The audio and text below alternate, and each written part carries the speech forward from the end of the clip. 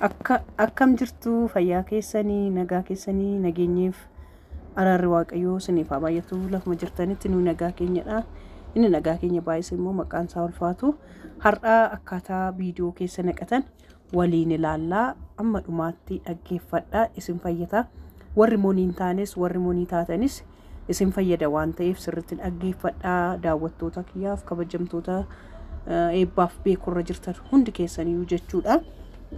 Karaa kamii warri kompiitaraan fayyadamtanii istiidiyoodhuma keessa galtanii mallattoo doolaarii tuqxanii isarraan godhachuu dandeessu.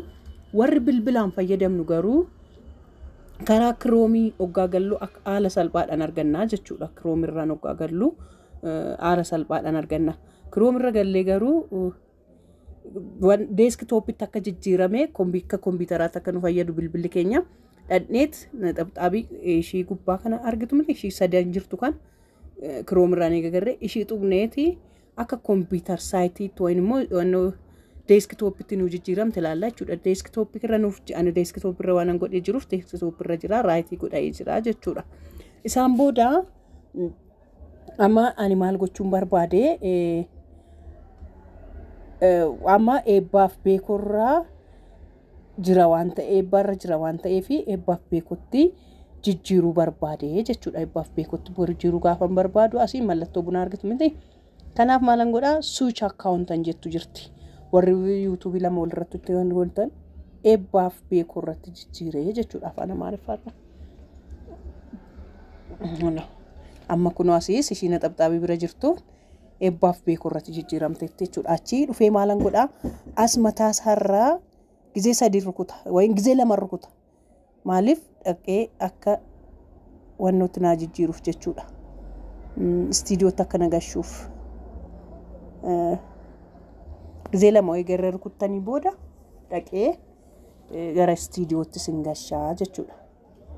Gara istiidiyootti eega singasheen booda mallattoo gara viidiyoon deemaa jechuudha. Gara viidiyoo gaafan deemu kanaas hin tuqa lammaffaarra ishii jirtu tuqnaa gaafan tuqu viidiyoon fedhee qabuun ilaalaa fakkeenyaa fi viidiyoo afaan daqiiqaa 11 qabash isa dhufee maalan godha asii dhufee filadha jechuudha.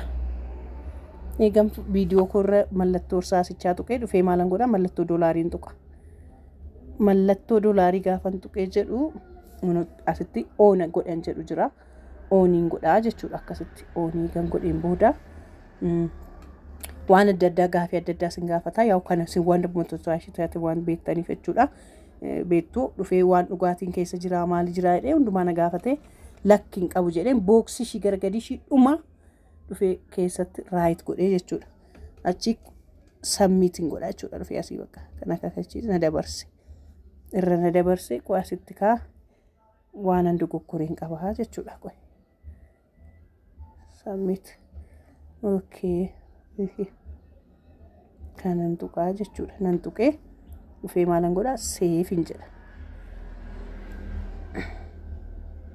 Kuni an fayyadu daqiiqaa 8 gadi ta'e malee daqiiqaa 8 amma 15 warra jiruuf malee nama hundaaf daqiiqaa 6 daqiiqaa 5 daqiiqaa 7 hin fidu. 59 faana yoo ta'e ishi jedhee too hin fidu jechuudha.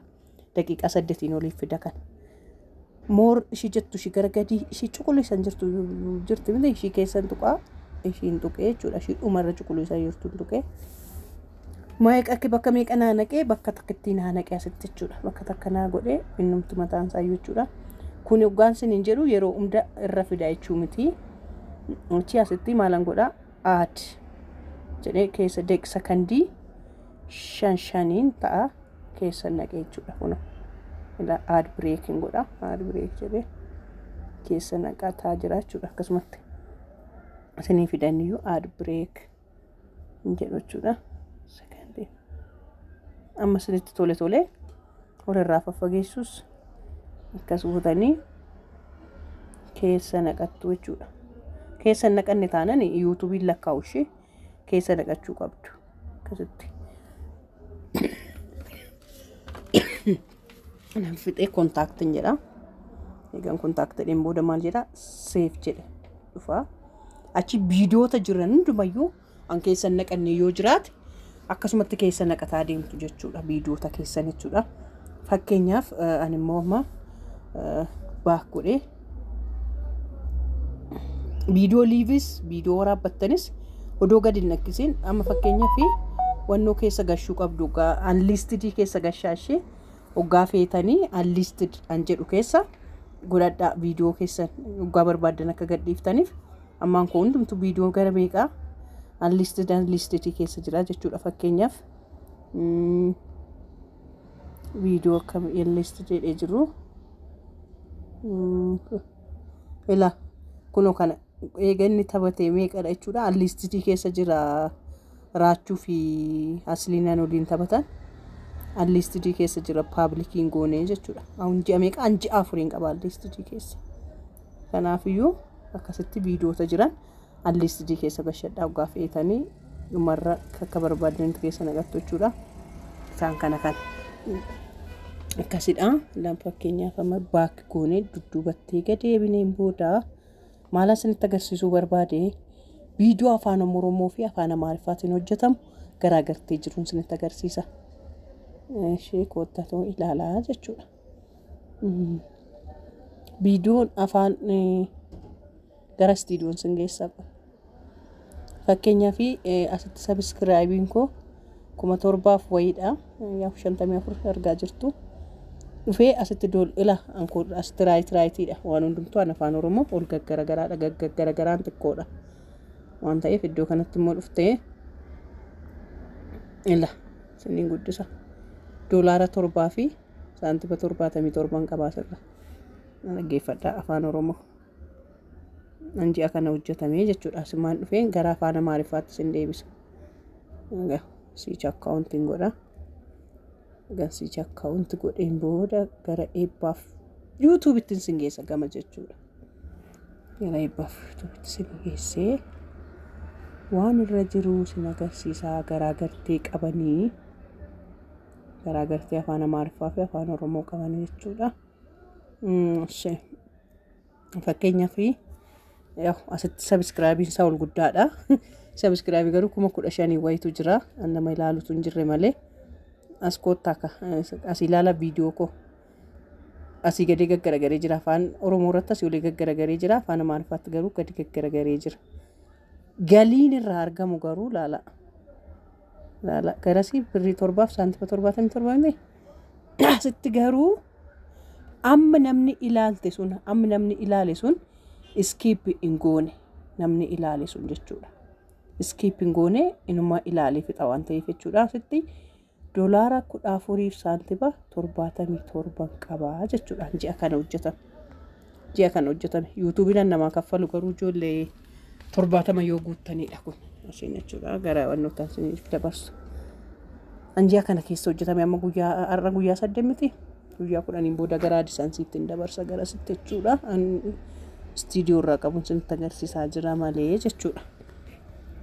Achi yoo maalan godha garasii mallattoo viidiyoo liiviin qabuun ture asii viidiyoo liivii jala galaa jechuudha. Viidiyoo liivii jala galaa qoe eegan viidiyoo liivii jala galeen booda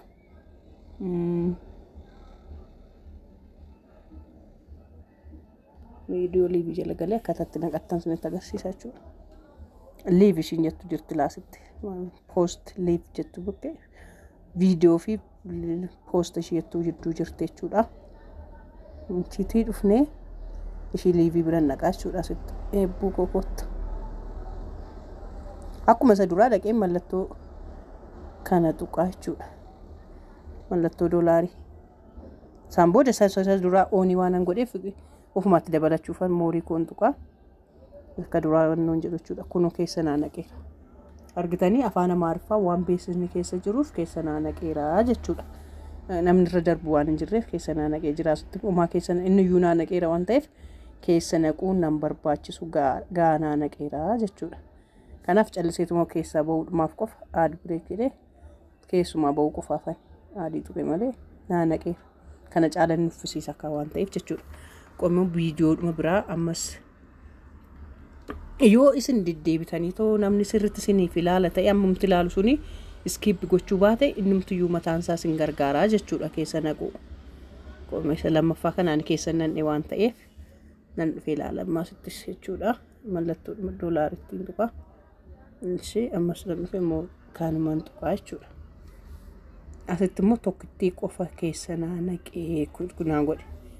Inshi apply kan jedhaa ishii kana keessa nan naqadha. Asitti keessa naanna'ee xiqqoo keessa naanna'ee waan ta'eef kootu. Akka namni ilaalcha nama keessaniitiin inni keessa naqaa numtu mataa isaa inuu sin gargaara. An akka yuutuubii jaaladhu hin jiru. Yuutuubiin hattuu miti amanamtuudha dhugaa rabbi. Waan monetization ta'uu malee waan qabdan sirmaan sinii godha. Waan namni sirriitti sin hordofe sirriitti hordofee sinii mataa isaa sin gargaara jechuudha. Yuutuubiin numti mataan isaa. Ani warroota jiran keessaa yuutuubii baay'een jaaladha. Akka ilaalcha abbaan namni ilaasiif ilaaletti keessa naqadhee fideera. Viidiyoo liivii qabdan akkasitti keessa naqattanii waggaadhuma fakkeenyaaf warri bakka doolaarii lakkaa'u jiran siich akkaawuntii geeddartanii akkaawuntii isin hin taane diibaasii adda addaatiin taphachiifattanii ofuma keessaniyyuu qarshii amma tokko argachuu dandeessu. Akkaawuntii 10 warri qabdan daqiiqaa 10 kana ittiin ofii ilaaluu dandeessu. Kanaaf siif jedhee akkaataan keessa naqatan kanadha. Ijoollee keenya wal guddifna yoo jettanii iskiippiin godhinaa irra darbinaa beeksisa keessa jiru beeksisa irra jiru hunduma isaayyuu jechuudha. Ilaalaatii baradhaa iskiippiin godhinaa waliif ilaalaa wal jajjabeessaa wal guddisaa waliif jirra waliin jedhaatii akkasitti warri keessa naqattanis akkasitti keessa naqadhaa. Warri beeksisaas iskiippirra hin jedhinaa warroonni nu daawwattan warroonni nu ilaaltanii gargaarsi qarshii qofaan odoo hin ta'in nama ilaaluudhaan kunis daqiiqaa 10 daqiiqaa 11 namaaf kennanii walumaa galatti daqiiqaa 20 namarraa fudhachuu danda'a. Ishii kana bananii lafa godhanii hojii ofii hojjechaa nama gargaaruun hin danda'ama waan ta'eef akkasitti wal gargaaraa wal jajjabeessaan siniin jedha. Amma guyyaa biraa yoo sinii galuu baates jalatti na gaafadha. Akkasumas teelegiraamii kiyyaan na gaafachuu dandeessu. Warroonni siniin gallee amma beekumsa koo sinan gargaaraa. Holaa buraa badhaadhaa waaqayyo sinaa eebbisu lafa nagaa oolaa lafa nagaa bulaa. Bye bye.